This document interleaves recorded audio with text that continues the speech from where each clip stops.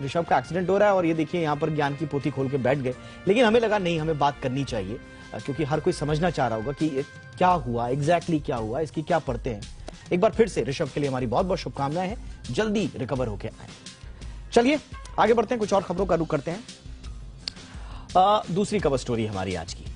धोखेबाज आए दिन ग्राहकों को किसी न किसी तरह का हथकंडा अपनाकर ठगते ही रहते हैं। धोखेबाजों की ठगी से कैसे बचें और रिजर्व बैंक के अधीन आने वाले बैंकों और दूसरी वित्तीय संस्थाओं से कोई समस्या है तो शिकायत कैसे करें, इन तमाम मुद्दों पर जी मीडिया संवाददाता ब्रजेश कुमार ने खास बातचीत की है रिजर्व बैंक की लोकपाल डॉक्टर नीना रोहित जैन से। आप भी देखिए हमारी ये एक्सक्लूसिव बातचीत। नमस्कार। बैंक के डेबिट कार्ड, क्रेडिट कार्ड और इस तरह के तमाम सारे फ्रॉड्स जो होते हैं या ग्राहकों की शिकायतें होती हैं, उनसे जुड़ी समस्याओं का निपटारा कैसे बेहतर तरीके से किया जाए, कैसे अच्छे तरीके से शिकायत की जाए कि जल्दी उसका हल निकले, इन सब चीज़ों के बारे में बात करेंगे हम डॉक्टर नीना रोहित जैन से, जो रिजर्व बैंक की लोकपाल हैं, और समझेंगे कि कैसे असरदार तरीके से शिकायत की जाए ताकि हल निकल पाए। सबसे पहला सवाल मेरा ये होगा कि किन किन संस्थाओं के खिलाफ रिजर्व बैंक के लोकपाल के पास शिकायत की जा सकती है? जैसा आप जानते हैं, रिजर्व बैंक के अंडर बहुत सारी रेगुलेटेड एंटिटीज हैं, सारी फाइनेंशियल एंटिटीज हैं, जिसमें कि scheduled commercial banks, regional rural banks, urban cooperative banks और non scheduled urban cooperative banks, जिसकी जमा राशि 50 करोड़ से ऊपर है। इसके अतिरिक्त नॉन बैंकिंग फाइनेंशियल कंपनीज हैं, जो कि सभी बड़ी नॉन बैंकिंग फाइनेंशियल कंपनीज जिसमें असेट साइज 100 करोड़ हो, या फिर वो सब नॉन बैंकिंग कंपनी जहां जो डिपॉजिट लेती हैं, ये सभी लोकपाल के अंतर्गत है। इसके अलावा जो नॉन बैंक सिस्टम पार्टिसिपेंट्स हैं, जिनको हम आम भाषा में वॉलेट्स प्रोवाइडर्स कहते हैं, वो भी लोकपाल में हैं। ये हैं जैसे अमेजॉन पे, फोन पे, मोबीक्विक, और हाल ही में क्रेडिट इंफॉर्मेशन कंपनी जैसे कि सिबिल, ये भी लोकपाल के अंतर्गत आती हैं। बेहतर तरीके से शिकायत की सुनवाई हो, इसके लिए किन बेसिक बातों का ध्यान रखना जरूरी होता है शिकायतकर्ता के लिए? कंप्लेंट का फर्स्ट रिजॉर्ट जो होगा वो अपने बैंक के पास या नॉन बैंक के पास जाए। अगर 30 दिन के अंदर उत्तर वहां से ना मिले, या जो उत्तर मिले या जो निवारण मिले वो संतोषजनक ना हो, तो शिकायतकर्ता लोकपाल के पास अपनी शिकायत लेके आ सकता है। लेकिन इसके लिए ये जरूरी है कि शिकायत पहले वो वहां पर करे और उसकी प्रतिलिपि हमें अवश्य दे। ये बहुत जरूरी बात है। मैं एक बार फिर से आपसे समझना चाहूंगा कि शिकायत करते समय किन बेसिक बातों का ध्यान रखना जरूरी है ताकि आपकी शिकायत अच्छे तरीके से उसकी सुनवाई हो सके। जब आप लोकपाल के पास आए तो कुछ डिटेल्स देना बहुत आवश्यक है। सबसे पहले पूरा नाम, पता, फोन नंबर और ईमेल आईडी शिकायतकर्ता का होना बहुत जरूरी है। इसके अलावा जिस बैंक या एनबीएफसी के खिलाफ कंप्लेंट की गई है, उस रेगुलेटेड एंटिटी का नाम, शाखा का नाम और पता दें। इसके अलावा कंप्लेंट का जो नेचर है, पूरे कंप्लेंट का ठीक से ब्यौरा देना, क्या हानि हुई है और आप लोकपाल से किस तरह की राहत मांग रहे हैं, ये सब का डिटेल देना बहुत जरूरी है। ये भी जरूरी है कि जो भी आप तथ्य लिख रहे हैं, जो भी कंप्लेंट आप बता रहे हैं, उसके समर्थन में जो भी डॉक्यूमेंट्स हैं, दस्तावेज हैं, वो जरूर साथ में लगाएं। शिकायत करने का सबसे अच्छा, तेज और सटीक जरिया क्या?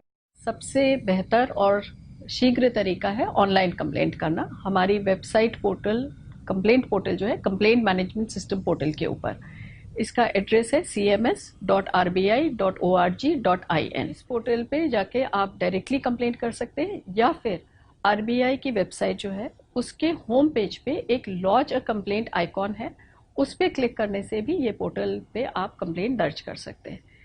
पोर्टल पे कंप्लेंट करने का सबसे खास कारण ये है कि कंप्लेंट लॉन्च करते ही आपको एक रजिस्ट्रेशन नंबर मिल जाता है, आपके मोबाइल नंबर पे उसका मैसेज आ जाता है, और उस कंप्लेंट नंबर को लेकर आप अपनी कंप्लेंट को ट्रैक कर सकते हैं। अगर किसी के साथ फ्रॉड हुआ है तो सबसे पहला काम क्या करना है?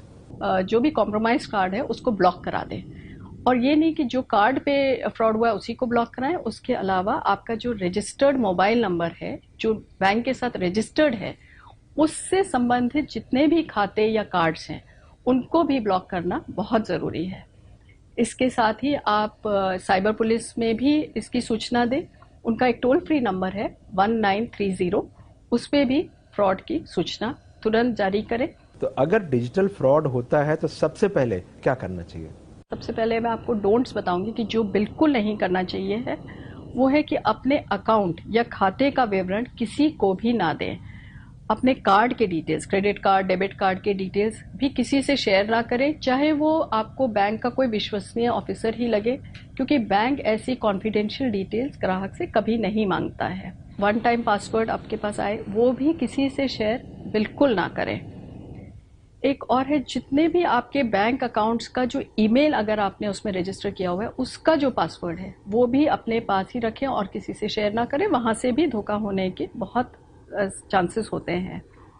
अक्सर हमने ये सुना है कि केवाईसी अपडेट करने के लिए या उसे शीघ्र अपडेट कराने के लिए हमारे पास फोन आते हैं, लेकिन ऐसी जानकारी देने से पहले बहुत आप वेरीफाई कर लें कि ये विश्वसनीय सूत्र से है। जरा भी डाउट हो तो अपनी ब्रांच को जरूर कांटेक्ट करें। अनजान कोई भी ऐप को डाउनलोड ना करें। हम लोग आजकल बहुत सारे ऐप डाउनलोड करते हैं, उनको जरूर सोच समझ के जो जरूरी है उसी को डाउनलोड करें। और जो लिंक्स आती हैं वो भी कोई भी अनजान लिंक पे भी क्लिक ना करें। अपने सारे ऐप्स जो आप मोबाइल फोन पे खोल के रखते हैं उससे ध्यान से उनको बंद करना भी बहुत आवश्यक होता है, उनको क्लोज करना। अक्सर कलेक्ट रिक्वेस्ट जो होती है उसमें भी धोखा हो जाता है, क्योंकि कलेक्ट रिक्वेस्ट के लिए कोई भी पिन, यूपीआई पिन या मोबाइल पिन देने की जरूरत नहीं होती है। यानी कि पैसा रिसीव करने के लिए कोई भी पिन को देना जरूरी नहीं है, या बारकोड या क्यूआर कोड को भी स्कैन ना करें। बिल्कुल, आपने बताया कि किन चीजों को नहीं करना है, कैसे बचना है, लेकिन अगर फ्रॉड हुआ है तो आगे के कदम क्या होने चाहिए, कैसे बचाव के लिए क्या करना चाहिए? जब भी कोई ऐसी फ्रॉड हो तो तुरंत ही अपने बैंक या वॉलेट प्रोवाइडर को कांटेक्ट करें, अपने कार्ड को ब्लॉक कराएं, साइबर पुलिस में सूचना दें। यदि आपने कोई ट्रांजैक्शन नहीं किया है और उसका मैसेज आपके पास आ रहा है, जैसे कि कोई ओटीपी आ रहा है या ऐसा कोई मैसेज आ रहा है कि बेनिफिशियरी डिटेल्स ऐड हो रहे हैं, तो उस पर भी खास ध्यान रखें और तुरंत अपने बैंक को सूचना दें कि हमने ऐसा कोई ट्रांजैक्शन नहीं किया है। ये भी ज़रूरी है कि आप बिल्कुल सेफ नेटवर्क से ही बैंकिंग ट्रांजैक्शन करें। बेहतर है कि आप फाइनेंशियल ट्रांजैक्शंस कोई पब्लिक या फ्री एक्सेस नेटवर्क से ना करें। कस्टमर केयर नंबर की हमें अक्सर ज़रूरत पड़ती है और हमें कॉल करना पड़ता है, लेकिन ये बहुत ज़रूरी है कि आप उसे इंटरनेट पे सर्च ना करें, क्योंकि वो कुछ नंबर जाली हो सकते हैं। या तो आप अपने बैंक की वेबसाइट से ही वो कस्टमर केयर नंबर उठाएं, या फिर जो वेलकम किट आता है उसको ध्यान से रखें और उसी से वो कस्टमर केयर नंबर उसी पे कांटेक्ट करें। अवेयरनेस के लिए इस तरह की और क्या क्या चीजें रिजर्व बैंक कर रहा है ताकि लोग फ्रॉड से बच सकें? हमने एक खास बुकलेट निकाली है, बी अवेयर, जो कि हमारी रिजर्व बैंक की वेबसाइट पे प्रेषित है। इसमें फ्रॉड्स के सभी मोडस ऑपरेंडी बताए गए हैं और उनसे कैसे सावधान रहें उसके बारे में भी जानकारी दी है।